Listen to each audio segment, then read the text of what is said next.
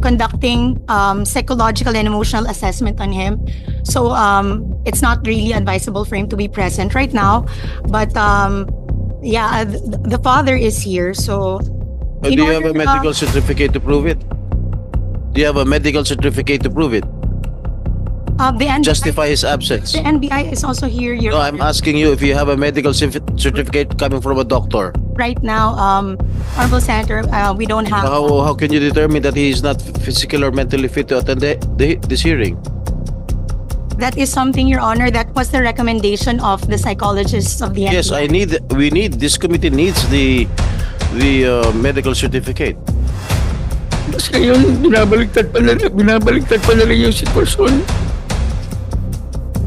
Hindi ko sinasabing GMA. Binabaliktad nila Jojo at ni Richard yung nangyari sa mga comments nila, sa mga press release nila.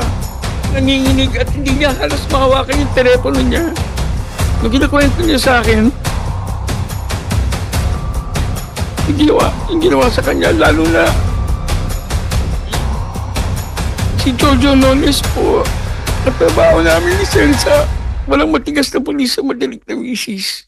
Siya po yung head writer namin at sobrang galang ko sa kanya, sobrang respeto ko sa kanya. Kung po ako magbigay ng paniwalang salita, mas ibibigay ko muna po itong aking oras sa aking dalawang idolo sapagkat meron po silang hearing pa ng Commission on Appointments. Bigay ko muna po ang unang-una sa amin pong Senate Pro Tempore, Senator Jinggoy Maraming Estrada. salamat, Mr. Chair. I've just read the letter coming from Mr. Richard Cruz and Mr. Jojo Nones, and I believe that the statements that has been stated here in this letter are unacceptable. Is unacceptable. Since I believe that sabi niya rito,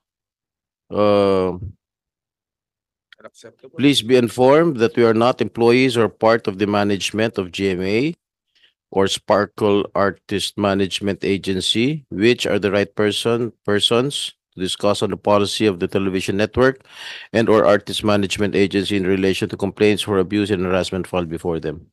Most importantly, we're currently respondents in the criminal case filed by Sandro Mulak for alleged sexual harassment or sexual abuse.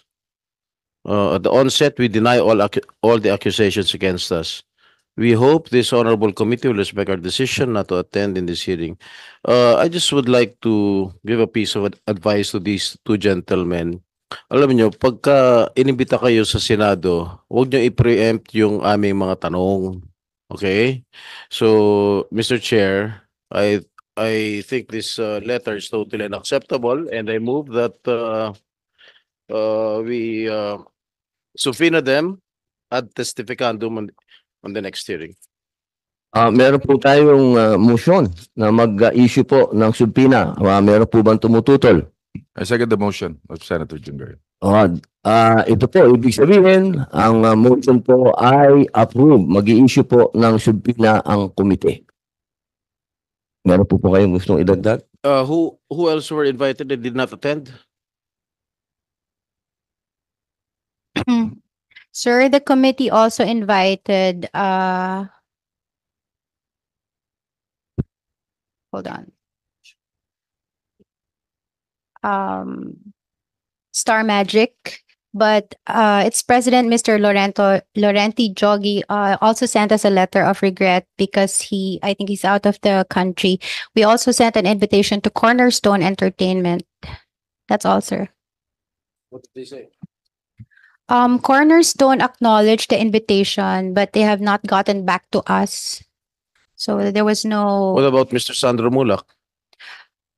We also sent a letter of invitation to Mr. Sandro Mulak, and it was his father, Mr. Nino Mulak, who reached out to us. But he's not the party involved. Sorry, sir. He's not the party involved. It was his son who is involved. Same motion, Mr. Chair. Good morning, honorable committee. I am Attorney Sharina Quintanilla Raz. I am representing Sandro Mulak.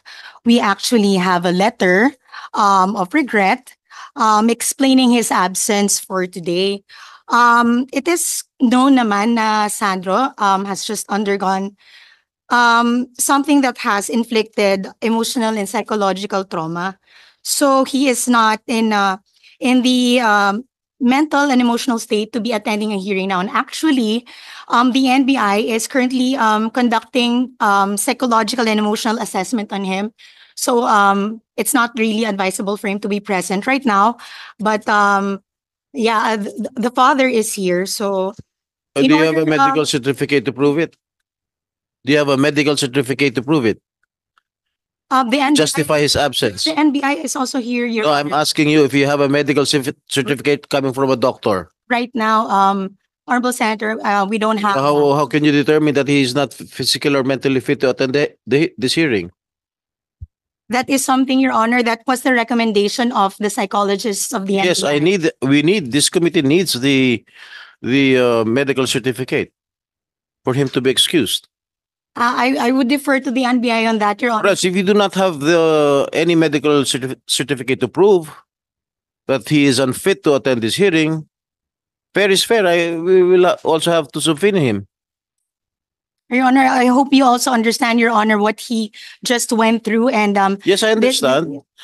That's why I'm asking for a medical certificate coming from a qualified physician. I would defer to the NBI on that, Your Honor, because they're the ones conducting the psychological NBI are and not emotional assessment. doctors. They have a psychiatrist. Give it to me.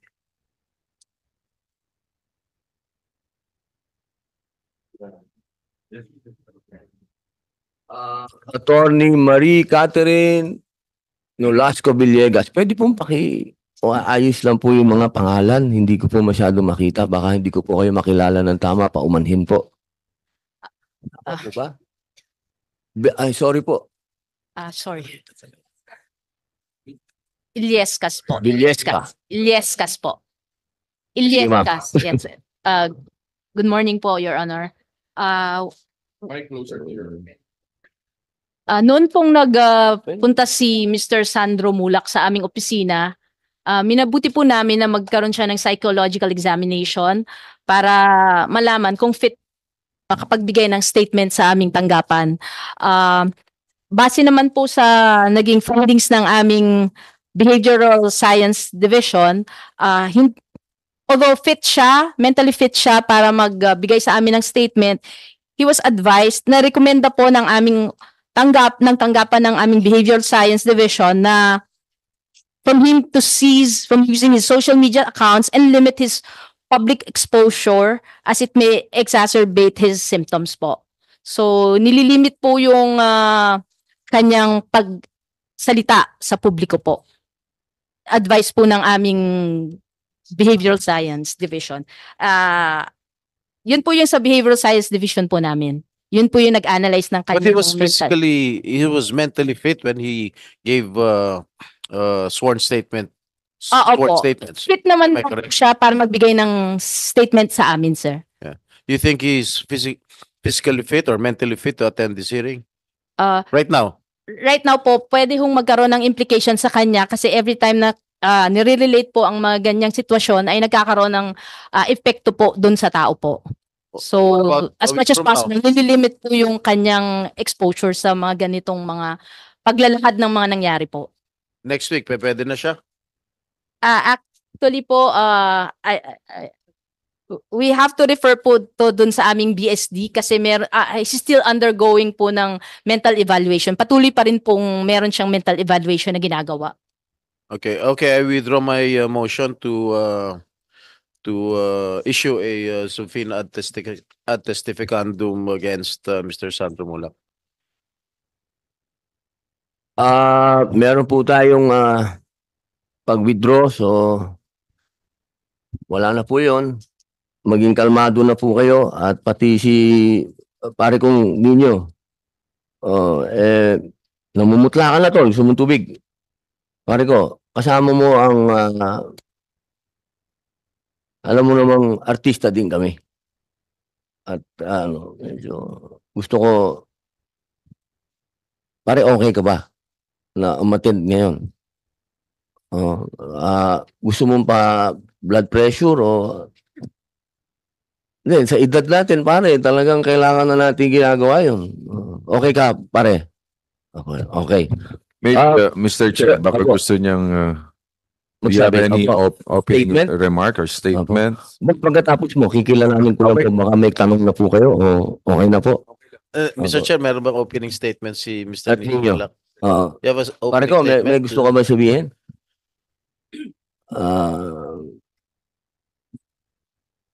Pakilayo nga muna po yung pagkain sa kanya.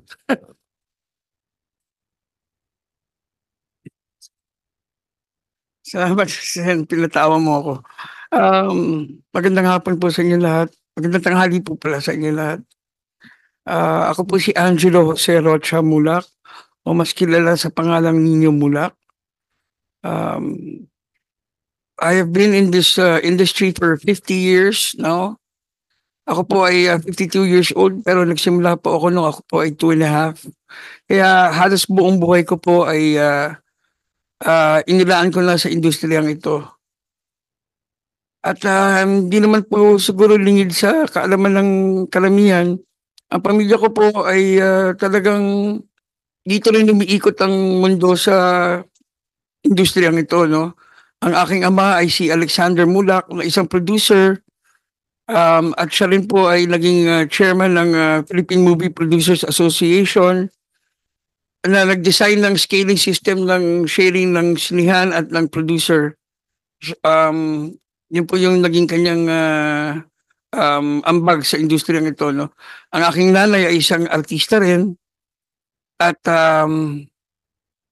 si Amalia Fuentes po ay siguro po ay kinilalang Queen of Philippine Movies. So, si Aga Mulak, si Arlene Mulak, Almira Mulak, si Alonzo Mulak, si Atasha, si Andres. Talagang dito umiikot yung mundo ng mga Mulak.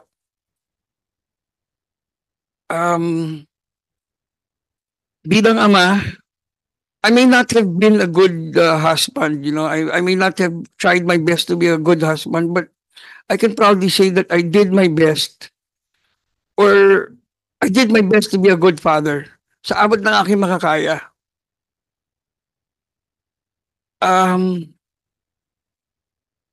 Yung mga anak namin, tinuruan namin maging magalang, maging marespeto.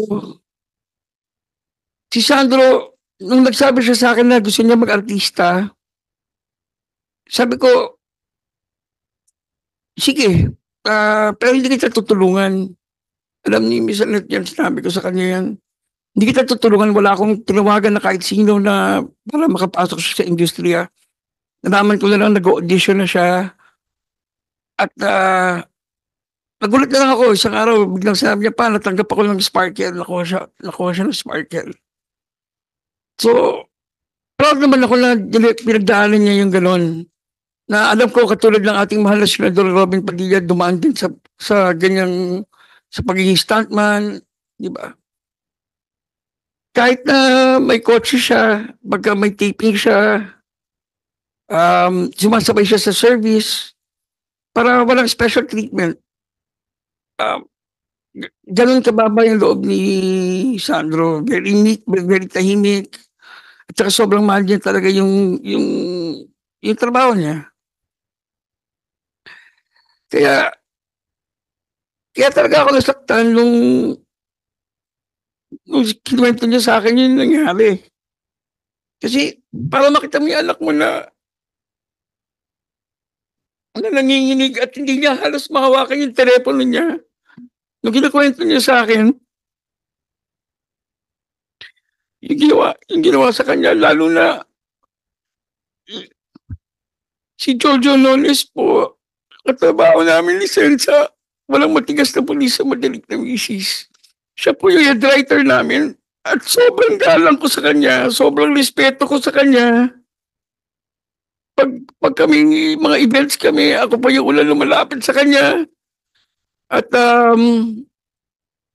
Sir Jojo pa nga ang tawag ko sa kanya, hindi ba? Alam mo naman yan. Kaya, hindi ko talaga matanggap na nagawa niya sa anak ko.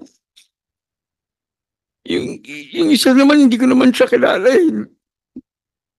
Kailan ko lang siya nakilala nung nangyari na yung insidente, pero sobrang sama ko yung loob ko talaga kay Jojo noon is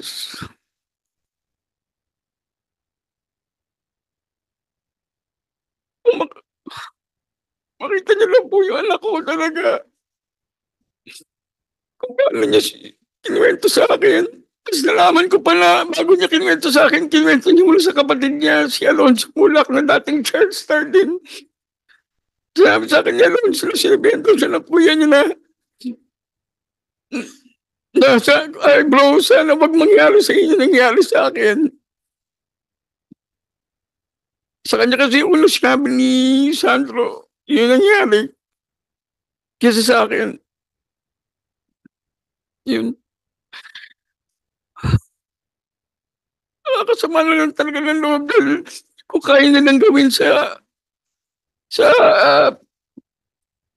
hindi ko naman po binubuhat yung aming bangko, pero sa isang pamilya na talagang malaki na naging contribution sa industriyang ito. What more sa iba? What more sa mga baguhan? Hindi ko naman sinasabi talagang may ginawan sila na iba, pero di po ba kung nakaya na lang gawin sa isang pamilya na talagang may pundasyon na sa industriya ito, what more sa iba?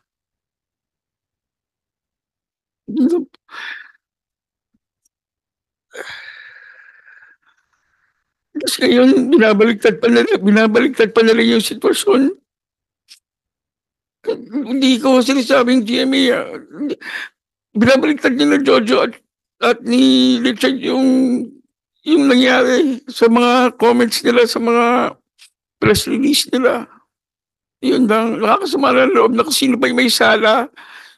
Yun pa yung nagagawang magbaliktad na storya.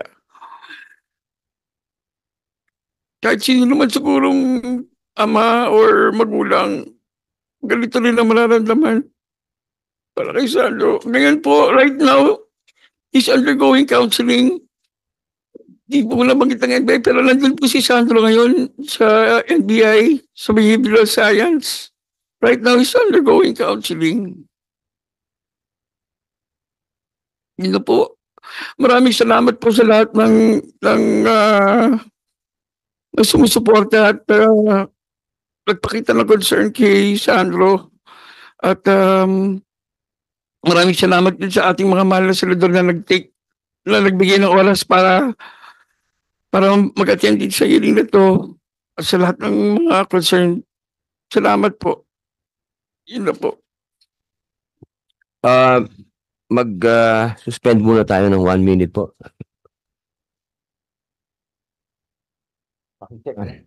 Kami po ay nakikita nyo na nag-uusap, nagtupulong kasama po si Senator Bong Revilla at ang amin pong Sergeant at Arms. Kami po ay nag-aalala sapagkat mataas po ang blood pressure ng ating kasama sa industriya na si Ginoong Nino Mulak at pinapaliwanag po namin sa kanya na kailangan po mabigyan siya agad ng medical attention, pero gusto po niyang ituloy pa rin. At hanggat wala pa po yung final decision ng Sergeant at Arms, hihingi muna po natin ang opinion at ang statement ang GMA 7. Opo. Your Honor, good morning. Thank you very much. Attorney Ana Teresa Gozon Valdez, Opo. Senior Vice President, Programming Talent Management Group, GMA Network. Ma'am, boss. Good morning po. Thank you for this opportunity. At the onset, I would like to reiterate that GMA does not condone, it also does not tolerate any acts of sexual abuse or harassment. We already submitted to the committee our code of conduct and our policies against sexual harassment and procedures against that. So that being said, when this matter was first brought to my attention, tinawagan po ako ni Mr. Nino Mulak. And that day, there and then, nakipag-meeting po sila sa akin. And our first concern, of course, was the well-being of Mr. Sandro Mulak. We immediately asked them if they wanted counseling services, and we facilitated their first counseling services. At that point, katulad nga ng sinasabi ng lawyer nila, they are very traumatized and they requested for extreme confidentiality. Ayaw nga nila pong magkwento kahit kanino. Kaya I am not at liberty to even divulge anything that they have told me.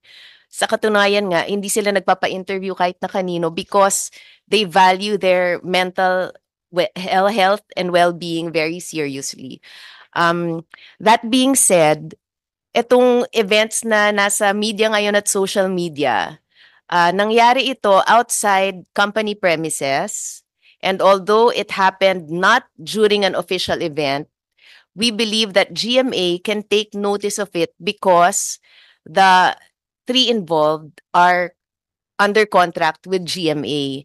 And nung nag-file nga sila ng HR complaint within GMA, and when we saw the allegations, we immediately took jurisdiction over it as an admin case because we feel that there might be a sexual harassment case.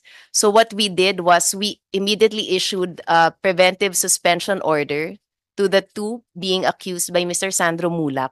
And now we are waiting for their reply because, of course, we follow the procedures of due process, which is under the Constitution. So iniintay po natin yon, but rest assured that we will conduct a fair and thorough investigation, and we will follow the code of conduct and the corresponding penalties if ever the results would warrant. So, as of now, we were in constant communication naman with Mr. Nino Mulak and Sandro. In fact, I think we met face-to-face mga 4 times to be able to give them advice. And yun nga sinabi ko, they can file an HR complaint with GMA. At nung pumutok po to sa media, na hindi rin kasi nila inaasahan na pumutok to sa media, nag-advise na rin ako sa kanila na baka gusto na rin nilang mag-file ng criminal case. Kasi nga, nandyan at the onset kasi we were very careful to keep things confidential para sa well-being ng family and ni Mr. Sandro Mulak. But because of all the social media attention, I think na, yun nga, I advise them that they consult with their lawyers and see if they want to file a criminal case. And I think yun naman ang ginagawa, which is, I think, the best so that we will be able to really get to the truth and so that justice will eventually be done. Ma'am Annette, malinaw po na yung dalawa, sinasabi niyo po na sila ay hindi regular. Hindi po sila regular employees. Opo. Ano po ba yung para po sa kaalaman? Kami po kasi naiintindihan po namin yung contractual sa pelikula at sa television. Pero sa mga kababayan po natin, hindi po nila naintindihan yung ano po ibig sabihin? Sila po ba, may opisina po ba sila sa GMA? Wala po. Wala po silang opisina. Ano po yung kaugnayan nila? Parang finished product na po ang binibigay sa inyo? Opo. Si Mr. Jojo Nones po ay director ng isang soap opera ngayon. Si Mr. Richard Cruz ay creative consultant sa drama. Depende ho dun sa soap opera. Hindi po sila regular employee, sila po ay tinatawag na independent contractor because they are persons whose skills and expertise are very specialized, and the method and manner by which they perform their task or their job is not under the direct control or supervision of GMA. Parang output-based po. Hindi po pala 9 to 5 na tinatawag. Yung gano'n. Yung may, ano ba tawag po doon? Time in, time out. Gano'n. Opo. Pero despite that po, nasa contract nila that they are bound by the policies of GMA, and that would include the code of conduct. Kaya po ay, despite the fact that they are independent contractors, we can still take jurisdiction over the HR complaint filed by Mr. Sandro Mulak, and we can still apply our code of conduct to this case. Opo, ibig niyo pong sabihin, halimbawa po, kapag ka nagkaroon po ng paglilitis sa korte, katulad po ng sinabi kanina ng ating idol senator, na hindi po ito korte. Hindi, wala po tayong nililitis dito. Ang linaw-linaw po ng sinabi ng ating senador. Kaya, aasahan po ba namin na pag kayo po ay nagsagawa na po ng inyong sariling investigasyon, dahil gumagawa po din kayo ng sariling investigasyon, at kung ano man po ang magiging investigasyon ng NBI, tutulungan niyo po ang hustisya. Hindi po si Sandro, ang hustisya, na makuha po ang hustisya. Opo. Of course, Your Honor.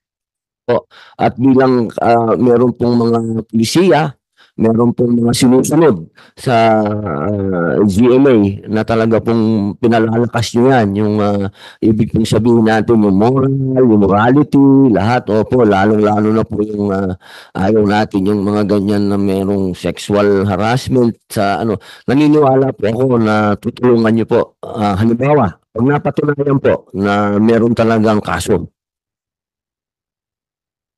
Of course, we will get the consent first of Mr. Nino Mulak and Mr. Sandro Mulak, but we can furnish your honorable office with the results of our investigation. maraming salamat po, Senator. Meron po kayong Well, Mr. Chair, going back to Nino, no, I saw them personally kung gaano kasakit para sa kanila to. Very traumatic. Nung nakita ko nga po yung bata talagang nanginginig. At talagang hindi niya alam kung paano i-approach ito. Head-on nila or how will they, siyempre, nandyan, Mulak, ayaw nila madama yung buong pamilya. Kaya nga sabi ko, this is very sensitive at dapat talaga ma-handle ng tama. Kaya if you're going to invite Sandro here, baka additional, kumbaga, pain na naman para abutin niya yun or whatever trauma na abutin niya. Yung kay Jojo Nones and the other guy, dapat siguro they should be here at sagutin nila blow by blow kung kinakailangan, kahit na executive session, but at least para maiwasan at hindi na mangyari ulit ito. Very painful. Talagang masakit at when Nino approached me na kung pwede bang makausap ang sa GMA, sabi ko don't worry, hindi nila ito tolerate yan and hindi nila kukonsintihin yan, so don't worry. Kaya binigay ko yung number ni Miss Annette at kaya masasabi ko lang, so, ninyo, basta tayo ako yung mahanga sa inyo at kayo'y nanindigan dahil yung tapang na ito, hindi para lang sa inyo, no? Ito'y para sa lahat ng mga kapatid natin sa industriya para maproteksyonan, and you should avoid this na to happen again. So, yun. Thank you, Mr. Chair. Maraming salamat po, Senator Ramon Bong Revilla Jr., Idol. Maraming salamat po. At Sir Nino Mulak, narinig niyo po yung pahayag ng namumuno ng GMA7. Nakakapagbigay ba po ito ng kapanatagan sa inyong kalooban na sila po ay handang tumulong sa inyo basta sa ang pag-uusapan po ay legal na paraan? Oo naman po. Nararamdaman niyo po ba naman yun? Yung kanilang She's been very truthful to me naman. Naging totoo naman siya sa akin magmula nung pag-uusap namin magmula nung una. Opo. Meron po ba kayong gusto sabihin sa kanila na maaring ang komite ay makatulong po sa inyo na maiparating sa GMA kung ano man po ang gusto niyong sabihin?